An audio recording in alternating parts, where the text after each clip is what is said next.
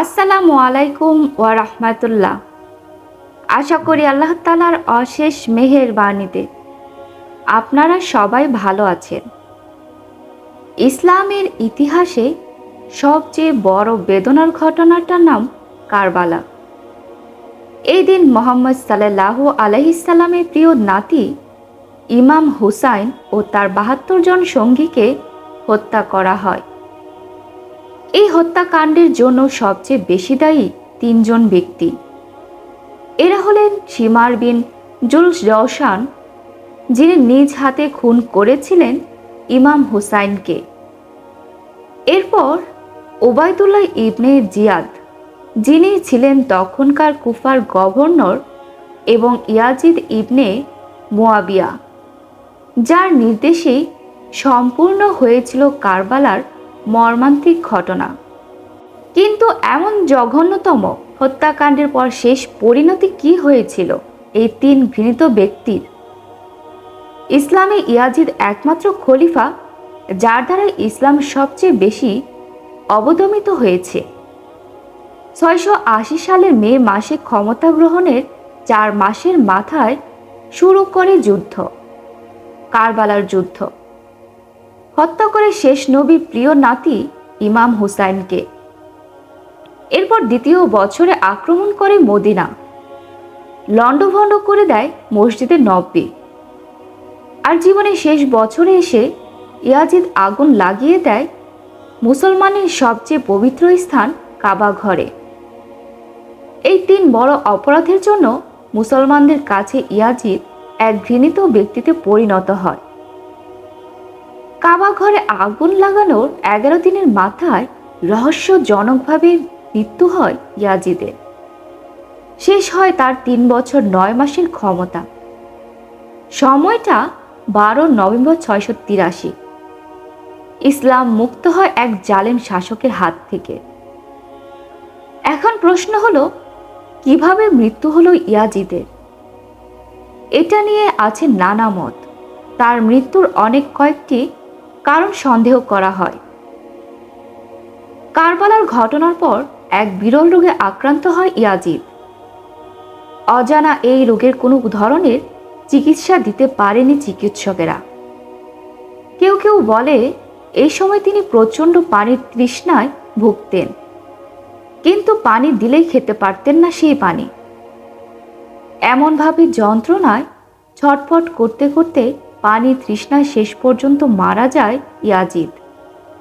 গোসলখানায় পড়ে গিয়ে মৃত্যুবরণ করেন ইয়াজিদ। ইয়াজিদ মদ্যপান করত। বিশেষ রোগে আক্রান্ত হবার পর তার মাথায় প্রচণ্ড যন্ত্রণা হতো। এর থেকে মুক্তি পেতে আরও বেশি মদ পান করত। এমন মাতাল অবস্থায় গোসলখানা থেকে পড়ে গিয়ে তার মৃত্যু হয়। মৃত্যুর পর অস্বাভাবিকভাবে তার পুরো শরীর কালো কুচকুচে হয়ে গিয়েছিল। ঘোড়া থেকে পড়ে মৃত্যু হয় ইয়াজিদের। ডাক্তারের পরামর্শে তার প্রিয় বানরকে নিয়ে শিকারে বের হয়েছিল ইয়াজিদ। হঠাৎ বানরটি হারিয়ে গেলে তাকে খুঁজতে এক গহীন পাহাড়ে গিয়ে পৌঁছায়। এমন সময় ঘোড়া থেকে পড়ে যায় ইয়াজিদ, কিন্তু ছুটন্ত ঘোড়া আর না থেমে আরও দ্রুত ছুটতে থাকে। তার শরীর ঘোড়ার সাথে বাঁধা থাকায় পাথরের আঘাতে মৃত্যুবরণ করে ইয়াজিদ। আর ঘোড়াটি অস্বাভাবিকভাবে ছুটতে থাকায় ছিন্ন ভিন্ন হয়ে যায় ইয়াজিদের শরীর। কারো কারো মতে হত্যা করা হয়েছিল ইয়াজিদকে। একদিন তার প্রিয় বানর খুঁজতে গিয়ে তিনি পাহাড়ের গহীনে হারিয়ে যান। সেখানে এক অপরিচিত লোকের সাথে তার দেখা হয়। তৃষ্ণার্ত ইয়াজিদ তার কাছে পানি চাইলে লোকটি তার পরিচয় জানতে চায়। পরিচয় জানার পর ইয়াজিদকে তিনি আর পানি দেন না। ইমাম হুসাইনের হত্যাকারীকে চিনতে পেরে শাস্তিস্বরূপ সেখানে হত্যা করেন ইয়াজিদকে। ইসলাম বিশ্বাসী অনেকে মনে করেন সেই অপরিচিত লোকটি ছিল আল্লাহ প্রেরিত কোনো দূত। এছাড়া হত্যার আরও একটি কারণ অনুমান করা হয়, ইয়াজিদ রোমান বংশোদ্ভূত এক যুবতী মহিলার প্রেমে পড়েছিল। সেই মহিলার হাতে নির্জন এক মরুভূমিতে খুন হয়েছিল ইয়াজিদ। সেখানে তার শরীর পশু পাখির খাদ্য হয়েছিল। তবে ইতিহাসবিদদের মতে প্রথম ও তৃতীয় কারণটি ইয়াজিদের সবচেয়ে গ্রহণযোগ্য মৃত্যুর কারণ হিসেবে ধরা হয়। ইয়াজিদের মৃত্যুর পর ছেলে মুয়াবিয়া ক্ষমতায় আসে 21 বছর বয়সে। 3 মাসের মধ্যেই মারা যান তিনি। শেষ হয় উমাইয়াদের শাসনামল, শেষ হয় ইসলামের এক ঘোরতর অন্ধকারের যুগ। এবার আমরা জেনে নেব শিমারের মৃত্যু সম্পর্কে। কারবালা হত্যাকাণ্ডের জন্য দায়ী অন্য 2 ঘৃণ্য ব্যক্তি হচ্ছেন শিমার বিন জুল জওশান ও উবাইদুল্লাহ ইবনে জিয়াদ। তাদের শেষ পরিণতিও ছিল বড়ই করুণ। ইয়াজিদ মারা যাবার 2 বছর পর 685 এর অক্টোবরে কুফার ক্ষমতায় আসে মুখতার আল তাকাফি। ক্ষমতায় এসে কারবালা হত্যাকাণ্ডে জড়িত সকলে শাস্তি প্রদান শুরু করেন। ইমাম হুসাইনের সৎ ভাই মোহাম্মদ ইবনে আল হানাফির সহযোগিতায় মুখতার খুব সহজে কুফাবাসীর সমর্থন অর্জন করেন। মুখতারের নির্দেশে শিরচ্ছেদ করা হয় শিমার ইবনে জুল জওশানের। কারো মতে মুখতার নিজ হাতেই খুন করেছিলেন শিমারকে। শিয়াদের ভাষ্য মতে মাটিতে পড়ে থাকা শিমারের দেহ ছিন্ন ভিন্ন করে ফেলেছিল কুকুরেরা। এবার আমরা জেনে নিব ইবনে জিয়াদের মৃত্যু সম্পর্কে। কারবালা হত্যাকাণ্ডের 6 বছর পর সেই কারবালার মাঠেই হত্যা করা হয় ইবনে জিয়াদকে। দিনটিও ছিল 10ই মহরম। কি নির্মম পরিহাস! ইমাম হুসাইনের শহীদ হবার দিনই নিহত হন ওবায়দুল্লাহ ইবনে জিয়াদ। একইভাবে ইবনে জিয়াদের শিরচ্ছেদ করে কাটা মাথা পাঠানো হয় দামেস্কে। সৈন্যরা তার মস্তক কর্তন করে ইব্রাহিমের নিকট নিয়ে এলো, আর ইব্রাহিম সেই মস্তক কুফায় মুখতারের নিকট পাঠিয়ে দিল।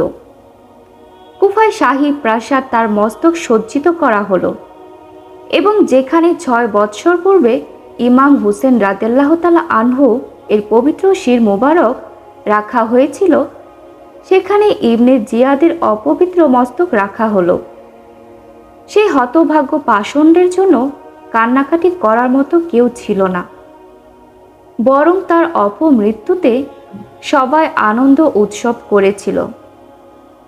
সহিহ হাদিসে ইমারা বিন উমাইর হতে বর্ণিত রয়েছে, যখন উবাইদুল্লাহ ইবনে জিয়াদের মস্তক তার সাথীদের মস্তকের সাথে রাখা হয়েছিল, তখন আমি সেই মস্তকগুলো দেখার জন্য গিয়েছিলাম।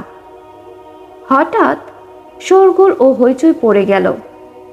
আমি দেখলাম একটি ভয়ঙ্কর সাপ এসে মাথাগুলোর মাঝখানে অবস্থিত ইবনে জিয়াদের মস্তকের নাকের ছিদ্রে ঢুকে গেল এবং সেখানে কিছুক্ষণ অবস্থান করে বের হয়ে সাপটি অদৃশ্য হয়ে গেল। অতঃপর আবার শোরগোল পড়ে গেল। 2-3 বার এরূপ ঘটনা ঘটল। ইবনে জিয়াদ, ইবনে সাদ, শিমার কায়েস বিন আস, কন্দি, খাওলি বিন ইয়াজিদ, সিনান বিন আনাস নখই, আবদুল্লাহ বিন কায়েস, ইয়াজিদ বিন মালেক প্রমুখ হতভাগা পাষণ্ডরা যারা হযরত ইমাম হুসাইন রাদিয়াল্লাহু তাআলা আনহুকে শহীদ করার জন্য অংশ নিয়েছিল এবং যারা কারবালায় এই নির্মম বর্বরতার কাজের সাথে জড়িত ছিল, তাদেরকে বিভিন্ন রকমের শাস্তির মাধ্যমে হত্যা করা হয়েছিল এবং তাদের লাশসমূহ ঘোড়ার পা দ্বারা পদদলিত করা হয়েছিল। কারবালা হত্যাকাণ্ডের প্রধান 3 ব্যক্তির এমন মৃত্যুর মধ্য দিয়ে শেষ হয় ইসলামের এক কালো অধ্যায়ের। ইসলামে কারবালার প্রভাব সুদূর প্রসারী ও গভীর বেদনা। ইমাম হুসাইন যেমন মুসলমানদের মনে শ্রেষ্ঠ যোদ্ধা হিসেবে টিকে রয়েছেন, তেমনি পৃথিবীর শেষ দিন পর্যন্ত ইয়াজিদ ও তার সঙ্গীরা অত্যন্ত ঘৃণিত ব্যক্তি হিসেবে চিহ্নিত হয়ে থাকবে মুসলমানদের কাছে।